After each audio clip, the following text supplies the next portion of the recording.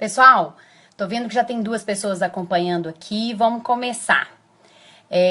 Para quem não me conhece, meu nome é Beatriz, eu sou farmacêutica, para quem ainda não me acompanha na Aplicar Conteúdos em Saúde. Eu sou farmacêutica e criei o blog Aplicar Conteúdos em Saúde. Através do blog, eu levo conhecimento para farmacêuticos e outros profissionais sobre a aplicação de injetáveis. Qual que é a ideia?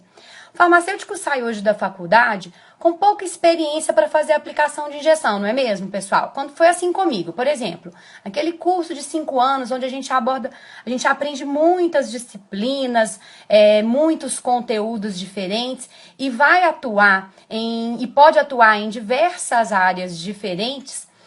Apesar dessas diversas áreas tão complexas, tão diferentes, né, umas das outras, a gente sabe que 80%, até mesmo um pouco mais aí, de 80% de farmacêuticos vão atuar em drogarias, ou seja, em farmácias comunitárias.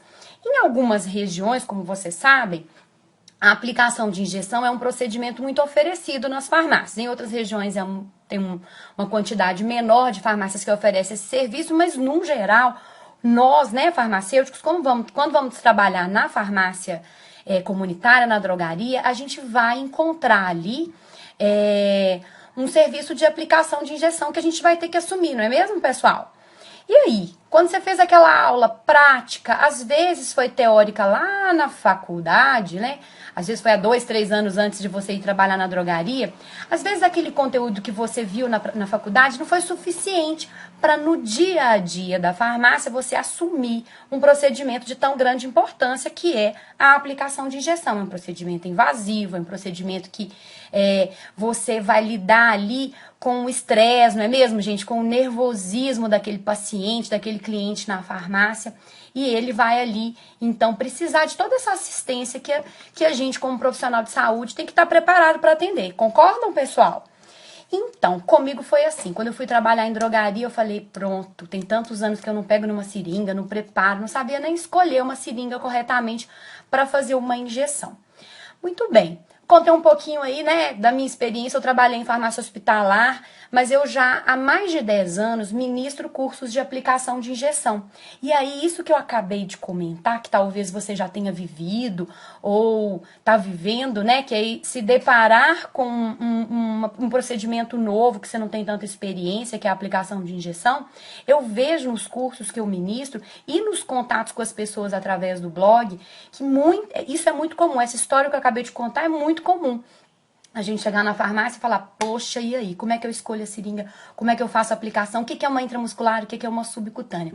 Foi por isso que eu resolvi criar esse blog, para poder comunicar com vocês. E a ideia de começar aqui com esse ao vivo, né, de falar assim, sem edição, né, pessoal? É exatamente para que eu possa conversar com vocês de uma forma mais dinâmica. Então, quem está participando aí, pode colocar dúvida, faz algum comentário. Tô vendo que tem alguns comentários, a Mônica fez alguns comentários aqui. E queria comentar, pessoal, que talvez alguns de vocês tenham participado de um quiz que eu publiquei ontem na minha página. Hoje à tarde, quando eu olhei, tinha mais de 200 pessoas que tinham participado. Bem legal. A ideia do quiz é o quê? Você avaliar como é que você tá, né, seu conhecimento, se você realmente está preparado para fazer a aplicação, se não tá. Porque essa auto-observação a gente tem que ter, concorda, pessoal? Será que eu tô preparado ou não tô? Tem coisas para eu me atualizar? Porque geralmente, na verdade, assim, tudo que é da nossa área tem sempre atualização. E no assunto de aplicação de injeção, por mais que não tenha muito medicamento injetável novo entrando no mercado, isso é uma grande quantidade, não tem, né? Mas tem sempre uma novidade que a gente tem que se atualizar. Então, eu publiquei esse quiz exatamente para vocês poderem se avaliar, e aí eu vou comentar aqui esses assuntos que eu abordei no quiz. Um aviso que eu já estava esquecendo de falar para vocês. Fica até o final, assiste até o fim. A gente deve demorar aí mais ou menos uns 30 minutos, pessoal. E então lá pelas 8h30, 8h40 a gente finaliza, mas fica até o fim porque eu tenho uma surpresa. No final tem uma dica bem legal para passar para vocês, mas tem que estar participando, tá bom? Então vamos lá. Primeiro, para a gente pensar sobre a aplicação de injeção, a gente tem que considerar o seguinte. Oi, Cleide, boa noite. Tô vendo seu oi aí. Então, primeira coisa que a gente tem que considerar, a gente vai fazer uma aplicação de injeção ou a gente vai decidir oferecer esse serviço numa farmácia nova, que a gente vai começar a trabalhar nela, ou você montou uma farmácia, você é farmacêutico que montou uma farmácia, e você vai avaliar se você quer oferecer esse serviço. Primeira coisa, pessoal, para que a gente possa oferecer esse serviço na farmácia, a gente tem que estar adequado à legislação. Tá? Então, uma pergunta que eu ouço muito, hoje menos, mas há 10, 5 anos atrás era muito frequente. As pessoas perguntavam, mas como é que é isso? Pode ou não pode oferecer o serviço de aplicação, o procedimento de aplicação na farmácia? Pode. Para vocês terem uma ideia, aquela lei 5991 de 1973, ela já colocava que a farmácia podia oferecer esse procedimento para a população. Então, é bem antiga a história e a regulamentação disso. O que vale quanto à legislação que a gente tem que atender dos aspectos técnicos para que a gente possa se adequar? Hoje, fica valendo a RDC 44, que foi publicada pela Anvisa em 2009, não é isso mesmo? E que muito provavelmente vai ser substituída aí em 2017, daqui mais ou menos um ano, pelos boatos que a gente ouve, né? A gente vê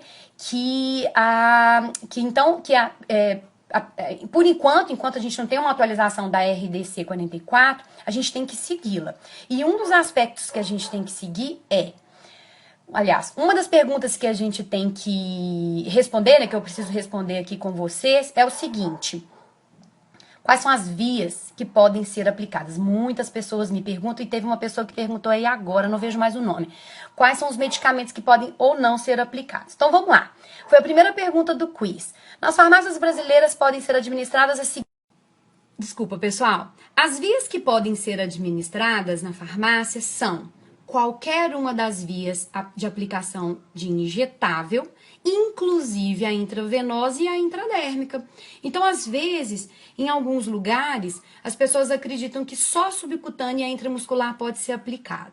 Então, vamos lá. Se a gente for na legislação nacional, que é a RDC 44, fica estabelecido que a administração de medicamentos pode ser feita na farmácia.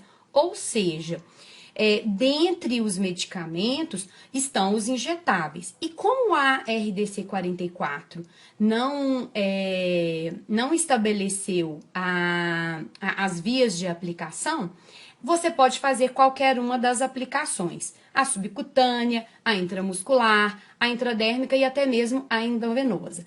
Pessoal, voltou, né? Tem um pessoal falando aqui, travou, voltou, é porque uma pessoa me ligou. Desculpa, eu tô usando meu telefone, tá? Então, eu vou tentar adiantar, repetir um pouquinho do que eu falei antes. A gente estava falando sobre quais vias que podem ser administradas. A RDC 44, ela coloca que medicamentos podem ser administrados na farmácia. E não fica especificado quais são as vias, ou seja, qualquer uma das vias de aplicação pode ser administrada, tá bom? Então, a intravenosa pode? Pode. A subcutânea pode? Pode. A intramuscular e a intradérmica também pode, mas o que a gente vê é que a maioria das farmácias opta por fazer a subcutânea e a intramuscular. Às vezes a farmácia opta por não aplicar a intradérmica e a endovenosa, mas a legislação nacional não estabelece quais vias, ou seja, todas podem, tá claro? Agora, é bem importante você ter em mente o seguinte: lá no estado ou na cidade onde você tem a sua farmácia,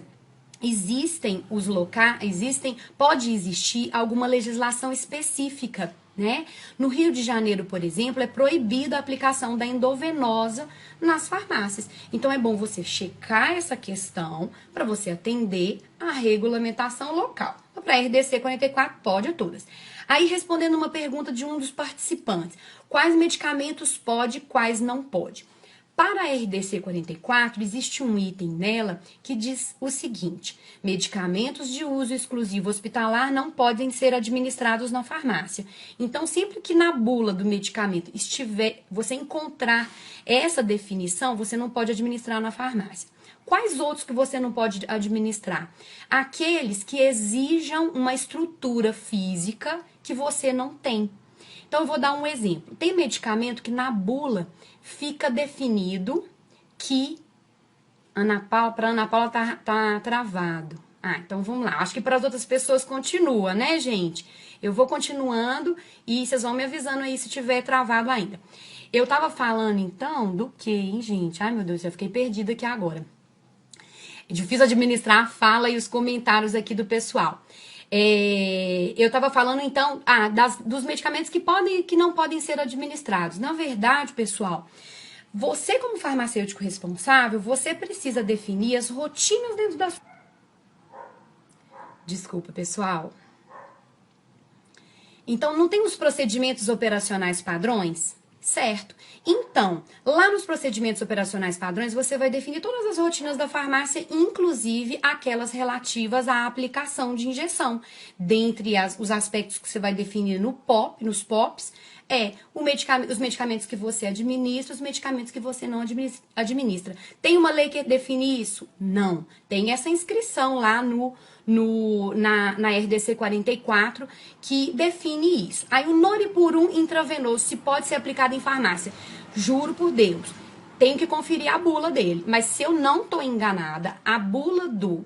Não, com certeza, a bula do Noripurum intramuscular define que o paciente tem que estar deitado. Então, se você tiver maca, você pode administrar. Entendeu, pessoal? Então, isso é um aspecto. Agora, no Noripurum intravenoso, se está definido lá na bula que ele é de uso exclusivo hospitalar, você não pode administrar na farmácia, tá? Então, são diversos aspectos que você tem que considerar.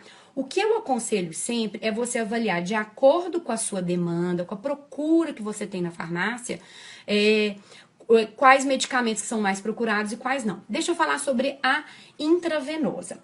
A aplicação intravenosa ou endovenosa é uma aplicação que o medicamento é administrado na veia, ele vai ter um efeito muito rápido. Normalmente, o paciente vai procurar essa via de aplicação quando ele está com um quadro clínico já que demanda mais cuidados. Então, muitas vezes, ele vai lá para a emergência, vai fazer esse medicamento numa unidade básica de saúde, né? Então, é pouco procurada essa via de aplicação na farmácia. Qual é o problema disso? Você, profissional que aplica injeção, não acaba adquirindo muita experiência, não é mesmo? Sabe aquela veia difícil de criança, de obeso? Só que não tem muita prática que consegue funcionar. Então é bom avaliar isso. O que eu percebo na minha experiência é que a intravenosa acaba não sendo muito aplicada na farmácia, mas é uma decisão que você, como responsável técnico, deve ter, tá bom? Outro detalhe importante, para você seguir a RDC 44 tem vários aspectos, aí a gente precisaria de muito mais tempo, aí num curso longo eu consigo abordar tudo isso, inclusive falar melhor sobre a aplicação, sobre a construção desses POPs, que é um exercício, né, bem interessante, que normalmente nos cursos presenciais eu deixo um momento bem grande aí para fazer essa construção dos POPs. Um aspecto da RDC 44 é que você tem que registrar todas as aplicações. A Marli tá falando que não faz endovenosa. Marli, é complicado mesmo, né? É uma via que você tem que estar ali bem treinadinha para conseguir funcionar a veia. Imagina se você atende uma criança, os pais estão lá nervosos com aquela injeção, você não consegue funcionar a veia? Que frustrante, né? Então é bom avaliar mesmo se justifica, já que a procura é pequena. Então, voltando na RDC e voltando ao quiz, lá teve uma perguntinha que foi pegadinha. Eu fui má nessa pergunta. Vamos lá. Sobre o registro das injeções. Quando você faz uma aplicação de injeção, você tem que registrar aquela injeção. E o que a RDC 44 coloca? Que você tem que registrar numa declaração de serviços farmacêuticos. Em 2 vias, a original vai ser entregue para o paciente e a segunda via fica armazenada na farmácia, ok? Então, sempre tem que registrar. E a pegadinha na questão do quiz era: só se deve registrar na Declaração de Serviços Farmacêuticos, ou DSF, quando você tiver a prescrição. Não, gente, tem que ter sempre prescrição, tá? Então, não pode também administrar nenhum medicamento sem a prescrição. No caso dos injetáveis, né, eles vão sempre exigir essa prescrição, tá bom? Então, você tem que exigir a prescrição, mesmo que seja aquela cliente que todo mês vai lá tomar, por exemplo, um anticoncepcional injetável. E tem que preencher a DSF, que é a declaração, tá bom? Outro aspecto importante aqui, pessoal, agora nós vamos falar um pouquinho sobre as vias de aplicação, né? Ah, deixa eu comentar uma coisa importante sobre a DSF. A RDC define quais são os itens que você tem que descrever, que você tem que preencher lá na DSF. Você pode colocar outras informações além do que a Anvisa coloca na RDC? Claro, tem informações que são fundamentais que você deve colocar, mesmo a Anvisa não tendo solicitado. Por exemplo, onde foi aplicado? Porque pela DSF você coloca a via, mas em qual local? Por exemplo, você fez uma intramuscular no glúteo ou no vasto lateral. Informação importante para você registrar. E qual lado? Como é que eu vou fazer um rodízio de diferentes locais de aplicação quando eu tenho muitas injeções num período pequeno de tempo, se eu não registrar onde foi feita a última injeção, entende? Então essa DSF é uma forma de se registrar. E a gente também pode fazer o registro no verso da receita. Ah, mas a RDC manda? Não, mas você pode fazer e é bem interessante ter esse registro. O modelo padrão da DSF, Marli, ele está na própria RDC 44. Lá no finalzinho você tem todos os itens que tem que ter na DSF, que é esse registro aí, tá bom? Aí ela me pergunta, a Marli tá perguntando, pessoal, se a pessoa pode definir um para farmácia. Pode, define o seu lá da farmácia, mas aqueles itens que a lei, que a RDC obriga, ele tem que constar, entende? Você pode ir além, tá? Personalizar ele com informações que sejam legais. A gente falou que a intramuscular pode ser feita no glúteo, né? No ventroglúteo, vasto lateral. Falei de vários lugares diferentes. Porém, tem lugares, cada um desses lugares tem particularidade, não é mesmo? Vantagens, desvantagens, formas de delimitar. E de todos esses 4 locais, qual é o mais recomendado? Perguntei isso no quiz, teve gente que respondeu o que é mais usado. O mais usado é o dorso glúteo, que é a porção posterior dos glúteos. Mas o ventro glúteo, que fica bem na região lateral do quadril, que é uma outra posição, né, outra forma de se aplicar e atingir o músculo glúteo, esse local, essa região, é a região mais recomendada para fazer essa aplicação. Por quê? Por que a literatura coloca dessa forma? Porque nesse local você não tem um risco de atingir nervos de grande importância ou vasos de grande calibre, o que poderia causar um sangramento grande. Então, por exemplo, o dorsoglúteo, ele é muito usado, não é, gente? Muitas bulas, inclusive, recomendam. Mas você tem risco nessa região? Tem. Todo mundo deve saber que tem um risco de atingir o nervo ciático. E no ventroglúteo tem esse risco? Não, gente. Mesmo se eu errar o ângulo da agulha, eu não vou conseguir pegar o nervo ciático. Não é legal isso? E aí, é difícil delimitar, não é? Olha só, tudo que é novo a gente acha mais difícil, não é assim?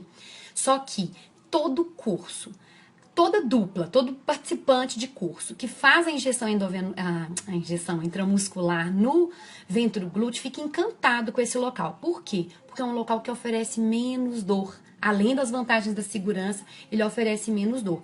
Agora, a dificuldade de se delimitar é assim, pessoal. A princípio parece uma coisa muito abstrata, sabe? Ai, como é que eu vou delimitar aquele osso? Como é que eu vou posicionar a mão? Tem que fazer um V e marcar ali entre os dois dedos e tal. Mas quando você treina, você pratica, você vê que é bem interessante, muito fácil, muito tranquilo de conseguir delimitar. Nem todo paciente, às vezes no paciente muito obeso é mais difícil.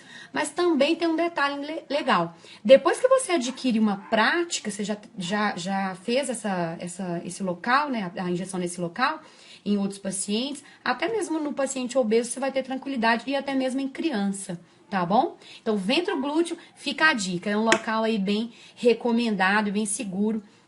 É só praticar mesmo. No mundo inteiro, as literaturas recomendam, né, o local do de usar, assim, o ventroglúteo, mas os enfermeiros, os profissionais que aplicam injeção têm uma resistência a esse local. Mas olha que legal. Recentemente eu estive em Santa Catarina, dando um curso, no interior de Santa Catarina, e várias pessoas me falaram, na cidade tal, ou até na cidade que eu tava, agora não me lembro, eu viajei tanto, eu percebi o quê? Que nesses lugares usa-se muito o ventroglúteo. Então a população lá já tá acostumada, pessoal. Então é algo pra gente desenvolver, tá? Inclusive eles falaram que a vacina H1N1 estava sendo feita nesse local.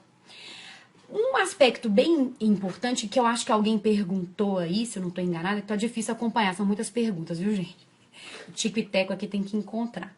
Então, pessoal, uma pergunta que surge muito é a questão da escolha da agulha, tá? Quando a gente vai escolher uma agulha para fazer uma aplicação de injeção, primeiro ponto, é um aspecto, assim, fundamental para você garantir que a injeção seja aplicada corretamente, que vai fazer o efeito corretamente, você precisa escolher a agulha de forma correta. Quanto ao comprimento da agulha, que é a segunda medida da agulha, sempre que você abrir uma embalagem de uma seringa ou de uma agulha, você vai ver lá a medida assim. Por exemplo, 0,7 por 25 ou 0,7 por 30. Não é assim que você vai ver? Legal. Então tá. Quando você tem aquela primeira medida, o 0,7, ele corresponde ao quê? Ao calibre da agulha, tá? Ao quanto que ela é espessa ou fina, né? E a segunda medida, que seria, no meu exemplo, 25 ou 30, corresponde ao comprimento. Quando eu vou escolher o comprimento da agulha, o que eu preciso considerar? Muitas pessoas falam assim para mim, eu tenho que considerar se o paciente é obeso, magro, se é um adulto ou uma criança. Tá certo? Sim, essas questões eu preciso considerar. Mas antes de qualquer coisa, eu preciso considerar a via de aplicação. Então, eu vou usar um modelinho aqui que eu inventei há uns anos atrás, há um ano mais ou menos, que é o seguinte, eu uso essa esponjinha aqui, tá vendo? Vou pegar essa parte que tá mais bonitinha. Essa parte amarela tá mostrando o tecido subcutâneo, que fica abaixo da pele, que é esse EVA aqui, com mais ou menos 2 milímetros. Então, eu tenho aqui a pele, o tecido subcutâneo e o músculo. Se eu for fazer uma injeção subcutânea, eu preciso de uma agulha de comprimento menor, ou seja, ela precisa ser curta. Ela precisa só atravessar essa camada e chegar aqui no subcutâneo, entenderam? Agora, se eu preciso de uma intramuscular, fazer uma intramuscular, eu preciso de uma agulha longa. Aqueles 25 milímetros tem que atravessar a pele, o subcutâneo e chegar aqui dentro do músculo, tá bom? Então, é assim, é isso que a gente tem que considerar. Claro que a gente também tem que considerar a idade, o perfil físico, se é um obeso ou se é um magro, eu preciso considerar, tá bom? Até porque, dá só uma olhada nesses dois modelinhos aqui. Olha só. Esse aqui é um magrinho, ou é um atleta, ou é uma região do corpo mais magra. Esse daqui é uma pessoa que tem um subcutâneo muito espesso, né? Eu tenho aqui a pele, o subcutâneo bem espesso, e aqui eu tenho o tecido muscular. Se eu vou fazer uma injeção intramuscular, por exemplo, nos glúteos, eu tenho que lembrar que geralmente as pessoas são assim, a maioria delas, as meninas principalmente, e infelizmente, não é, gente? Aí eu preciso então que a agulha atravesse a pele, atravesse essa longa camada, esse longo caminho e chegue aqui no músculo. Por isso, pessoal, grava aí. Dica interessante. Toda vez que você for fazer uma intramuscular na região glútea, seja no ventro glúteo ou no dorso glúteo, use agulhas longas. 30 milímetros pelo menos, e no caso de obesos, agulhas de 40, que são difíceis de encontrar, mas é super importante. Tem estudos americanos mostrando, gente, lá, que a obesidade tá absurda, né? Mas a gente tá caminhando pelo mesmo caminho, que no caso de obesos, chega até 30% dos obesos não recebem uma injeção intramuscular de fato. A injeção acaba sendo aplicada no subcutâneo, ao invés de ser aplicada no tecido muscular. Ou seja, o medicamento não vai ser absorvido no tempo recomendado, não vai fazer o efeito esperado por causa disso, e às vezes ele pode formar nódulos no local, pode-se ter um refluxo desse medicamento, porque a formulação dele não foi preparada para ser administrada nesse tecido, não é? Ele foi preparado para ser administrado num tecido mais vascularizado, que é o tecido muscular. Então tem que ficar atento a isso, não usar agulhas curtas, 25 milímetros, para intramuscular, muitas vezes não é a mais recomendada. Agora vamos para a subcutânea. Então, só para a gente lembrar aqui um detalhe que eu gosto de explicar, principalmente para os pacientes. Vocês podem, inclusive, fazer esse modelinho aqui, viu, gente?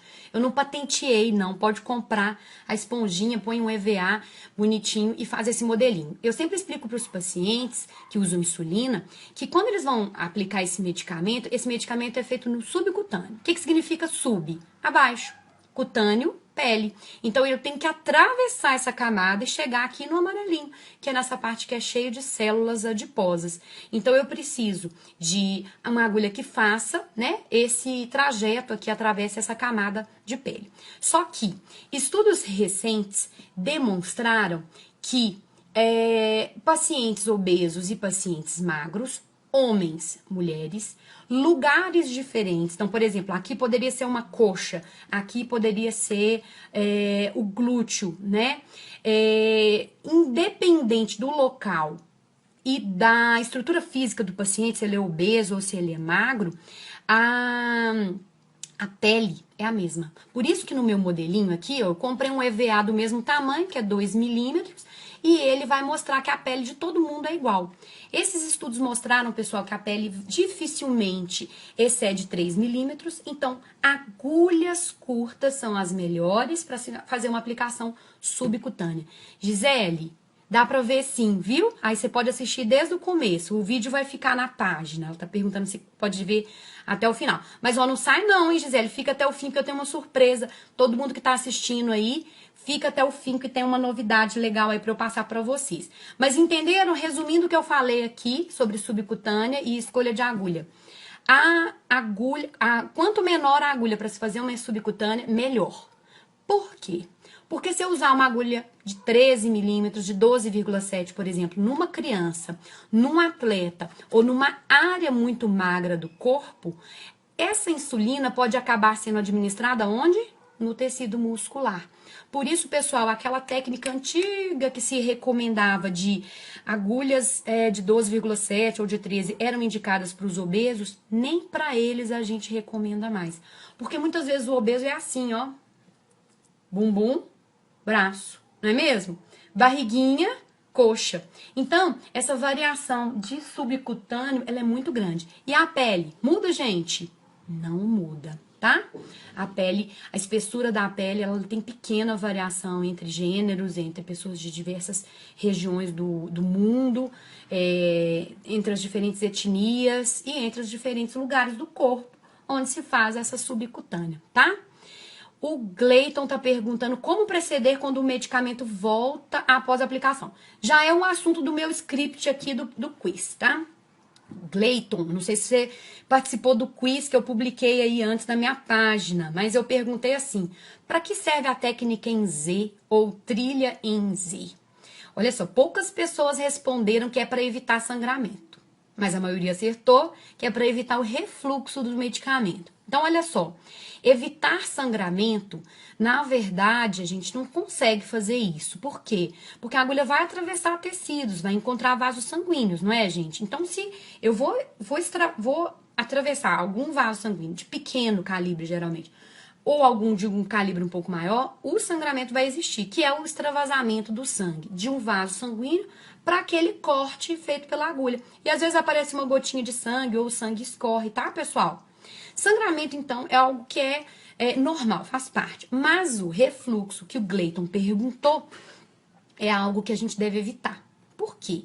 Nós que somos farmacêuticos devemos saber que a gente precisa administrar a dose correta. Então, se eu vou fazer uma intramuscular, vou dar um exemplo clássico de um anticoncepcional e ele tem 1 ml, eu preciso aplicar 1 ml no músculo, ele precisa ficar ali dentro do músculo, correto, pessoal? Ok, eu preciso daquele medicamento acomodado naquela camada. Agora, se ele não se acomodar dentro do tecido muscular e voltar pelo corte, eu vou perder um pouquinho dessa dose. Às vezes é pouco, às vezes é muito, mas fala sério, dá para calcular a quantidade que tá sobrando ali, que refluiu? Não dá, né, gente? Então, o que a gente faz é usar a técnica em Z. Como que a gente faz essa técnica em Z? Acabou que eu esqueci de separar o meu modelinho que eu criei. Mas você vai imaginar aí pra mim que você é bem criativo. Pensa aí comigo. Se você esticar a pele para um lado, a pele e o subcutâneo, essas duas camadas aqui, elas vão se deslocar. O tecido muscular não desloca porque ele é profundo. Então, a gente vai esticar a pele para um lado, vai aplicar. Vou pegar uma agulha aqui. Vou aplicar, né? Então, eu vou esticar a pele, aplicar, tem que ser lá no músculo e não desse jeito aqui, né? Vou manter essa pele esticada o tempo todo e aí tem duas dicas importantes. Você deve injetar o medicamento lentamente, esperar 10 segundos e só então tirar a agulha e soltar a pele automaticamente. Fazendo a técnica em Z, a gente não tem esse refluxo. O que ela faz? Ela faz efetivamente um Z. quando eu tenho o corte perfeito da agulha, imagina o que essa agulha está fazendo aqui nessas camadas. Um caminho perfeito para o medicamento voltar, não é mesmo? Quando eu faço esse deslocamento, esse corte perfeito não fica tão perfeito mais. Ele fica no formato de um Z. Eu quebro, eu elimino, eu bloqueio esse caminho, então o medicamento não volta. Aí, o Gleiton deve estar pensando assim, a Beatriz não me respondeu ainda, né? Vamos lá, Gleiton. Aconteceu o refluxo. O que você faz? Você vai falar a verdade para aquela paciente, tô dando um exemplo de um anticoncepcional, assumir que houve o refluxo e que ela não pode confiar naquele tratamento. Por quê, gente? Quando se tem quando se perde, né, uma parte desse medicamento que foi administrada, a gente não consegue calcular quanto se perdeu. Então eu posso garantir para aquela mulher que aquele medicamento vai fazer efeito durante aquele mês? Não, ela pode inclusive engravidar. É um risco grande, pequeno, não tem como avaliar, entende, pessoal? Então é um risco que se corre se a gente não faz a técnica em Z corretamente. Então tem que treinar bem essa técnica, executá-la, tá? Para realmente manter, garantir que esse medicamento aí vai ficar dentro do tecido muscular, tá bom? Os locais indicados para aplicação da via subcutânea. A subcutânea é indicada para se aplicar a insulina, diversos anticoagulantes, tem vacinas que são subcutâneas, mas tem vacina que é intramuscular também, né, pessoal? E os locais indicados para se fazer uma aplicação subcutânea são a região do braço, a região da coxa, a região do abdômen e também a região das nádegas, na porção superior das nádegas. No abdômen seria nas laterais, evitando a proximidade do umbigo, se dá uma distância de 3 a 4 dedos ao redor, para evitar essa área que é muito vascularizada, com muita terminação nervosa. Você evita aplicar também próximo do cotovelo, na parte do braço, né? E sempre na porção posterior, que é onde o subcutâneo tem o maior volume. Do posterior que eu tô falando, do braço, tá, gente? Evita aplicar perto da axila também. E na coxa, é na região anterolateral da coxa, evitando perto da virilha, evitando perto também do joelho. Essas extremidades devem ser sempre evitadas, tá bom? Tô vendo que o Ronaldo entrou agora, Ronaldo e todo mundo aí que tem entrado recentemente, porque tá aumentando aí a audiência. A gente tá falando de assuntos aí que são bem frequentes, né, de dúvidas relacionadas à aplicação de injeção, mas o vídeo vai ficar disponível depois, tá, gente? Mas fica aí até o fim, que eu tenho uma informação quente aí para passar no final, tá? Muito bem, a gente falou então dos locais de aplicação subcutânea, mas eu queria comentar um pouquinho sobre insulina, né? Insulina é um medicamento que é fundamental que o farmacêutico tenha domínio sobre ele. É um medicamento, primeiramente, fantástico, né, gente? Desde a década de 20, ele está salvando a vida de muita gente. Diabetes matava antes de se descobrir a insulina, né? Então, é um medicamento que faz muita diferença. Agora, para quem trabalha em farmácia ou em unidade básica de saúde e acompanha o paciente, deve saber que o número de falhas nas aplicações de insulina é imenso, né? E uma deformidade, uma complicação, né, que é muito frequente, cerca de 30% dos pacientes que fazem uso de insulina têm, chama-se lipohipertrofia. É uma distrofia do tecido subcutâneo, por isso que é lipohipertrofia, e o tecido fica hipertrofiado, é uma formação de tecido fibroso, geralmente o paciente perde a sensibilidade naquele local, sabe? E ali ele até gosta de aplicar, porque não tem sensibilidade, né, gente? Só que onde existe essa deformidade, ele não vai conseguir ter uma absorção correta, regular da insulina. Então, se a insulina não for bem absorvida naquele local, ele não deve aplicar naquele local, concorda? E essa é uma informação fundamental que o farmacêutico deve passar de como evitar essa deformidade que se chama lipohipertrofia, como eu disse antes, né? E também o que fazer se acontecer, então, e como evitar, né? E sim, então, vamos entender. Se o paciente já está com essa lipohipertrofia, o que você deve recomendar? Que ele não use mais aquele local para fazer a aplicação. Então, ele deve usar outros locais. Geralmente, gente, se o paciente já está há muito tempo aplicando na lipohipertrofia, se ele vai começar a aplicar em outro local, muitas vezes ele precisa até mesmo de diminuir a dose da insulina. Como nós não vamos alterar a dose de insulina, porque nós não podemos fazer isso, exceto quando a gente está dentro de uma instituição onde tem um protocolo, na farmácia não, isso não vai acontecer, né? A gente não pode alterar a dose da insulina, mas a gente deve, então, orientar o paciente a fazer um monitoramento maior da glicemia, naquele período que ele começar a aplicar na área SAM, né? Naquela região onde ele não tem a lipohipertrofia. Isso se ele estava muito frequentemente aplicando na lipohipertrofia, ok? Então, o primeiro ponto, tem a lipohipertrofia, não usa mais aquele local. Como evitar? Tem dois aspectos aí. Um que eu abordei na última pergunta e que todo mundo acertou. Adorei essa pergunta, gente. Ai, fiquei tão orgulhosa. Nem sou professora, nem era professora de vocês, mas eu fiquei feliz da gente, da profissão, né? Então, todo farmacêutico, pelo jeito, sabe que tem que fazer rodízio dos locais de aplicação. Então, oriente sempre o paciente a fazer o rodízio de aplicação. Isso é bem importante para evitar essa complicação que a gente falou. O outro motivo de se levar a lipohipertrofia, que é, esqueci de explicar, hipertrofia, né? Lipohipertrofia. Como é que fica o local, gente? Fica uma... esqueci a palavra. Fica uma região mais volumosa, né? Ele aumenta de volume. Às vezes tem uma mudança de cor, fica um tecido com mais pigmentado, né? Às vezes não. Mas é importante a gente estar sempre fazendo na consulta nossa, na orientação de educação em diabetes, né? A gente inspecionar o local. Instruir o paciente também a se inspecionar e a fazer o rodízio, tá? E outra causa dessa lipohipertrofia, pessoal, é o reuso dos materiais. Então, quando a agulha faz, quando o paciente reutiliza muitas vezes a mesma agulha, ele começa a ter essas deformidades também, tá, pessoal? Então, é importante aí que você oriente o paciente a não reutilizar. A aplicação ela vai ser mais dolorosa, ela pode causar esse tipo de deformidade que eu falei. A recomendação padrão é que não se faça reuso.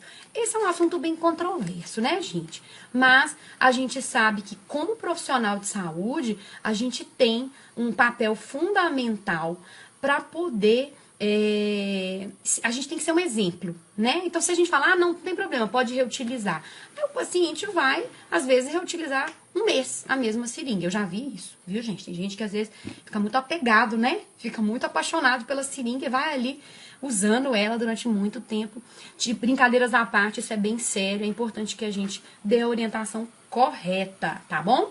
E... quanto ao rodízio, ainda falando do rodízio, é muito importante, pessoal, que se faça um planejamento para esse rodízio.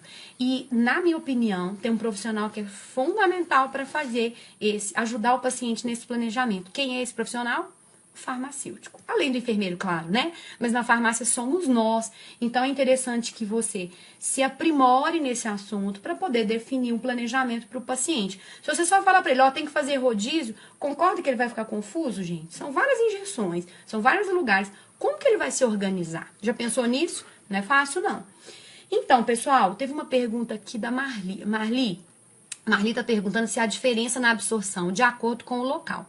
No caso das insulinas humanas, tá certo? Que elas que foram testadas, estudadas, né, nesse sentido, há sim uma diferença de absorção entre um local e o outro. Então, existem regiões onde você tem uma absorção maior e regiões que tem uma absorção menor. Por exemplo, a região do abdômen tem uma absorção, a região do braço e da coxa tem uma absorção maior, tá certo? Do que, por exemplo, da região das nádegas.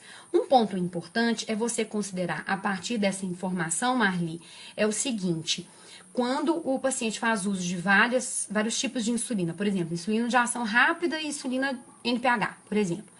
No horário que ele faz, vamos supor, sempre no horário da manhã, ele acorda e faz a aplicação de uma insulina, de manhã ele deve procurar aplicar sempre naquele mesmo local, entendeu? Então, vamos supor, de manhã ele aplica sempre na coxa, no horário do almoço ele vai aplicar sempre no abdômen, no terceiro horário ele vai aplicar no braço, e assim por diante. Então, ele evita, né, ele evita fazer, então, ter essa descompensação, porque como há uma diferença de absorção de um local para o outro, de um dia para o outro, ele pode ter algum descontrole glicêmico por causa disso, tá? Mas aí, tá, daí é a importância de se definir esse planejamento. Você tem que considerar vários aspectos. No conteúdo do blog, tem um vídeo sobre esse assunto, sobre rodízio em aplicação de insulina, tá? Alguém comentou ajuste de dose, eu não sei se eu consigo ler aqui. Ajuste de dose e local de aplicação, comunicação com o prescritor. Sim, Ronaldo, é verdade. Você também pode fazer esse contato com o prescritor.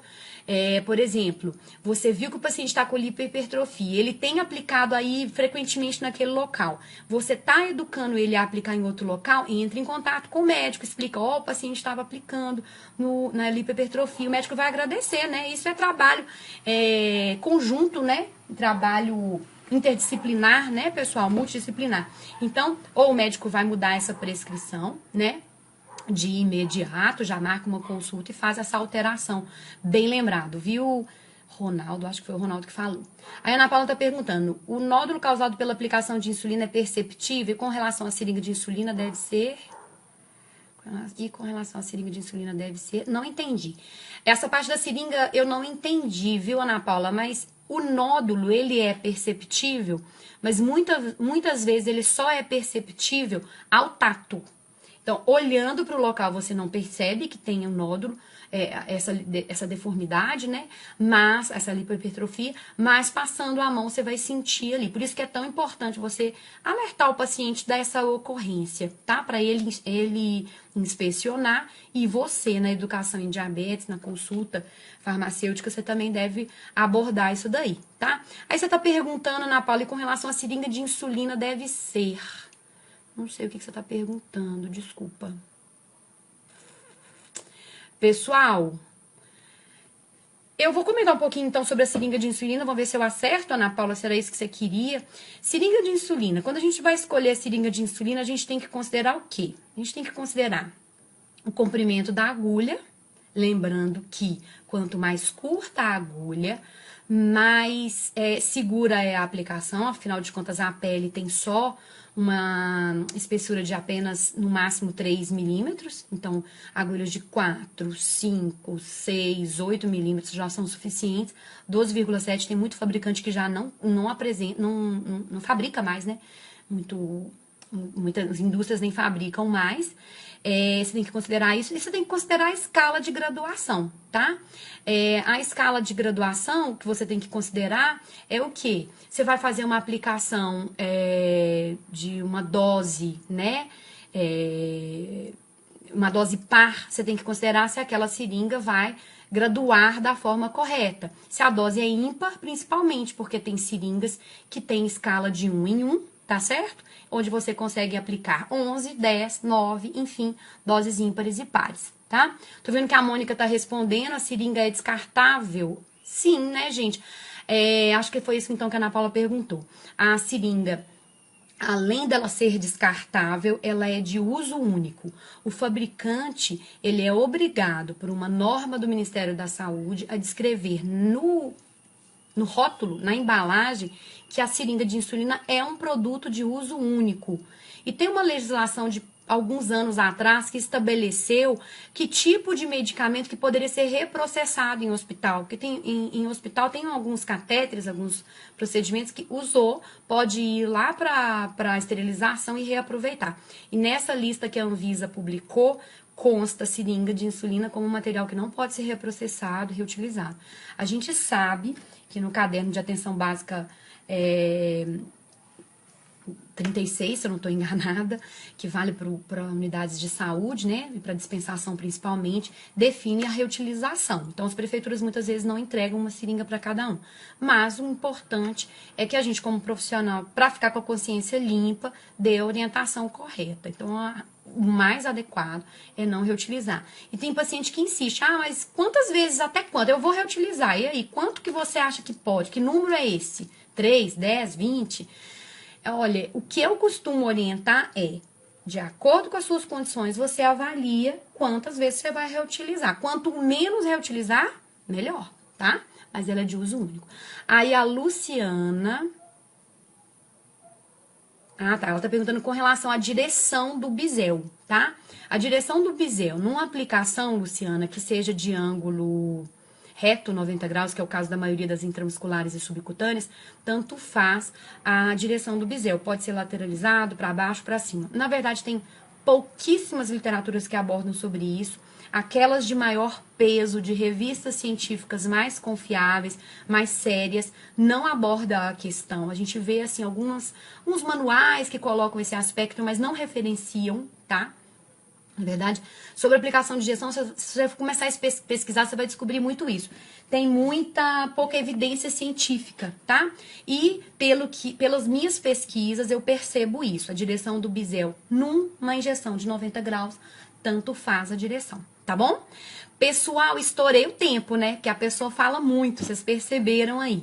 Espero que tenham gostado. E a novidade que eu quero passar para vocês, aliás, a dica que eu quero passar para vocês é a seguinte. Nos dias 25 e 26, semana que vem, sexta e sábado, eu vou ministrar um curso presencial que tem uma carga horária de 12 horas. Já tem muitos anos que eu ministro o curso de aplicação de injeção. Mas sabe qual que é o principal comentário que os participantes fazem? Que 8 horas foi pouco, pessoal. Que é importante ter mais tempo para treinar, para abordar mais todos os aspectos aí de uma forma mais aprofundada. E realmente eu concordo com os participantes do curso. Então, 12 horas é uma carga horária razoável, onde eu consigo abordar de uma forma mais tranquila todos os aspectos, responder todas as dúvidas. Viram quantas dúvidas existem, pessoal? Vários participaram aí. E aí eu convido vocês a participar desse curso, que vai ser semana que vem. Vai ser bem legal, já tem várias pessoas inscritas, mas eu tenho ainda algumas vagas. E aí, quem está participando desse curso tem um desconto. Eu já publiquei aí no comentário aí desse post o link para fazer a inscrição desse curso com desconto, pessoal.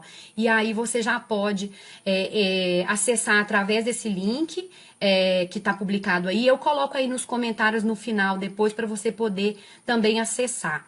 Então, espero vocês aí na participação no curso na semana que vem. É um curso presencial, a coisa fica mais prática, a gente consegue exercitar, manipular a seringa e realmente aprofundar mais todos os aspectos. Por exemplo, olha só, teve assunto que eu falei aqui, por exemplo, do ventroglúteo, num dos locais para fazer aplicação intramuscular. Eu não abordei todos eles, né, gente? Então, no curso mais longo, mais completo, a gente consegue abordar bem aí. E eu espero contar com vocês aí, com a presença de vocês aí nesse curso. E aproveita que tem um desconto e as vagas são limitadas, então corre lá para se inscrever. Espero que tenham gostado. Para mim foi um prazer estar aqui com essa turma, apesar de eu não vê-los. Um beijo para todos, um grande abraço. Tchau, tchau.